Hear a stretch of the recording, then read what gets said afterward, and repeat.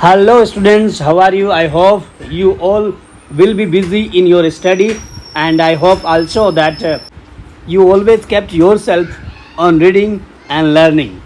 So, students, today I have brought a new chapter, that is the 10th chapter from your first applied textbook for English. And the name of the chapter, as you can see, the Sermon at Beneras or Beneras. Sometimes you can see other names of this city. It is located at UP or Uttar Pradesh in India. Okay, students, now we are going to start this chapter. Before you start or read, please know about the sermon. What is that? Is that a lecture or is that education? What we are going to learn in this chapter. Before you read, please pay attention what we are going to learn in this chapter. What is the meaning of the sermon? As you can see, the name of the chapter is the Sermon at Beneras. So what do you mean by sermon? Is that like a lecture I am giving to you or you are receiving from your teachers? No, it is just related to the education. So all the educational lecture or talk is sermon? No, they have some differences. We are not going to deal with these differences in this chapter, but we will learn definitely some new things. Before you read, please pay attention. What is a sermon? Is it different from a lecture or a talk? Can this word also be used in a negative way or as a joke, as in my mother's sermon about getting my work done on time? We cannot relate that. Okay, students, so it has some differences. Now we are going to start this chapter. Please pay attention. Your chapter is going to be started now onwards. Gautam Buddha from 563 BC to 483 BC began his life as a prince named Siddharth Gautama in northern India. At 12, he was sent away for schooling in the Hindu sacred scripture, and 4 years later he returned home to marry a princess. They had a son and lived for 10 years as befitted royalty. At about the age of 25 years, the prince heretofore shielded from the suffering of the world while out hunting chances upon a sick man, then an aged man, then a funeral procession, and finally a monk begging for alms. So, students, we are now going to understand this paragraph, what it says. It says the first line is related to Gautam Buddha. He was born nearby about 563 BC. BC means the before Christ. Okay, BC means the before Christ, as we can count the years from 100, not from 100. Okay, not from 100, but we are counting from 100 to 0. Yes, means the decreasing order. And in AD, we have to count from 0 to 100, like we are in AD. So these are the technical terms we should understand about this. He began his life as a prince and his name was Siddharth Gautam in his childhood and was born in northern India. 12 years when he was sent to school for education in Hindu sacred scripture, and after 4 years returned home and married with a princess, and then had a son and living together for 10 years. He just left his home and at the age of 25 years. And why he just left his home? Because he faced many sufferings of the world. Like some examples, when he was on hunting, he just faced a sick man and asked some questions. Why the people are getting sick? What is the cause of sickness? So this was the first incident. And then later on he also faced one aged man. Why we are getting old? Why we don't remain younger and younger? And then later on funeral process, and finally met with a monk. He was begging for his livelihood. Okay, students, so these were the issues and the sides. Because of these sides, he was just facing problems.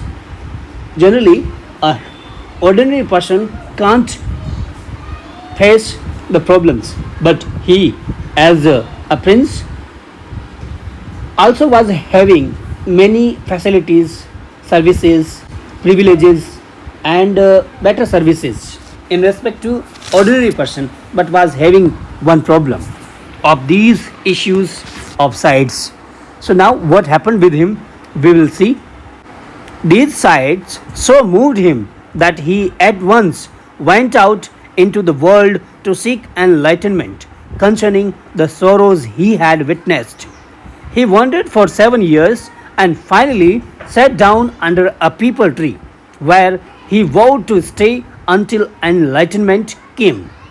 Enlightened after 7 days, he renamed the tree the Bodhi tree, tree of wisdom, and began to teach and to share his new understanding. These were the sermons. Okay, students? At that point, he became known as the Buddha, the awakened or enlightened person. The Buddha preached his first sermon at the city of Beneras or Benares, most holy of deeping places on the river Ganges. That sermon has been preserved and is given here. It reflects the Buddha's wisdom about one inscrutable kind of suffering. Kissa Gotmi had an only son and he died. In her grief, she carried the dead child to all her neighbors, asking them for medicine, and the people said, "She has lost her senses, the boy is dead."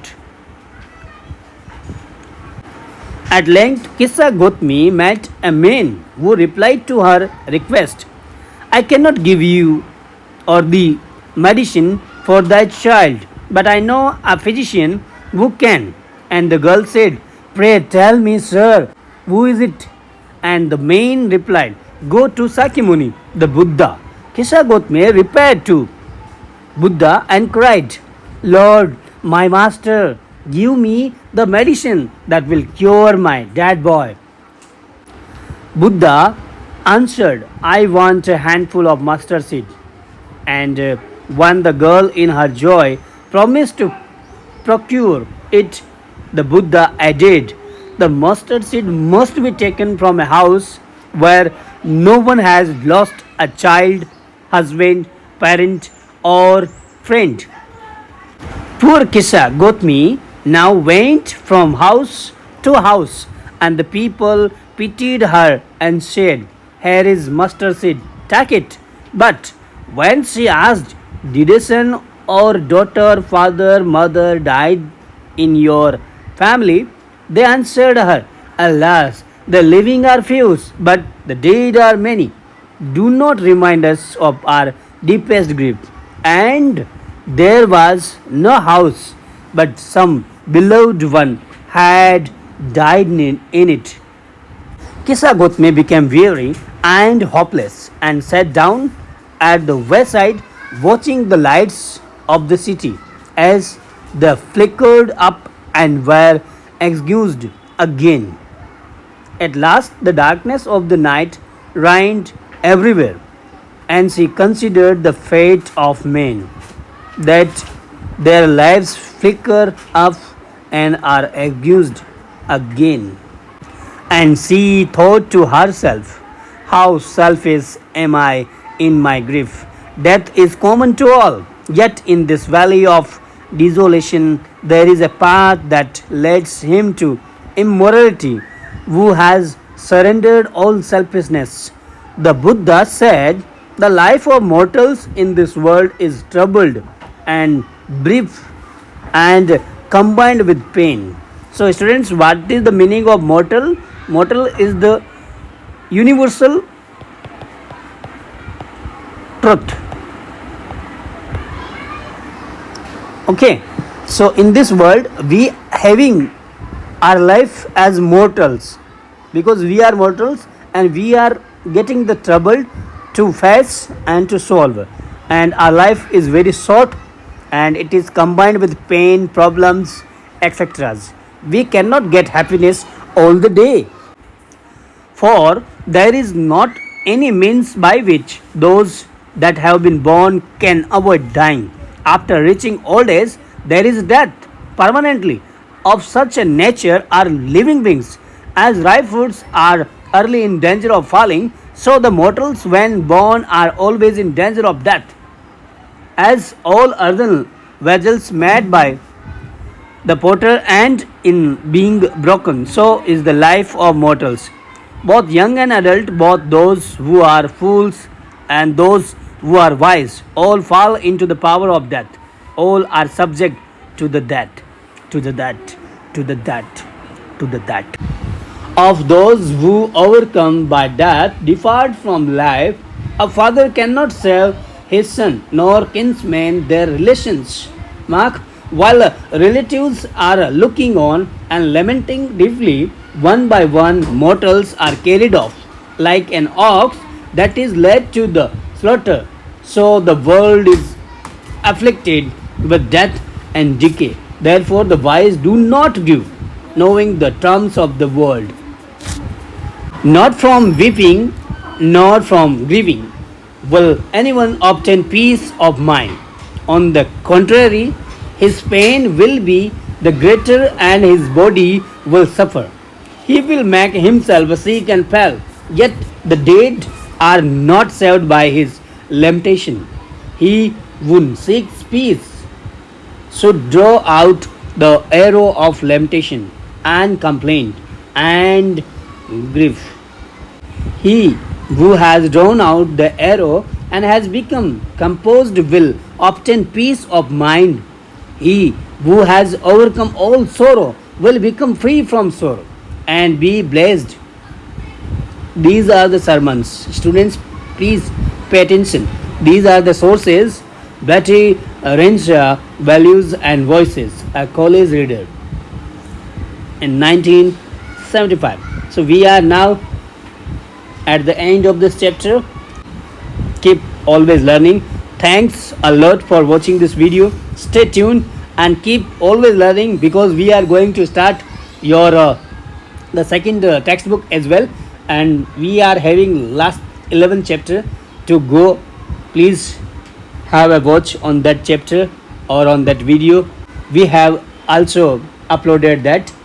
Thanks for watching it once again. Bye bye, take care.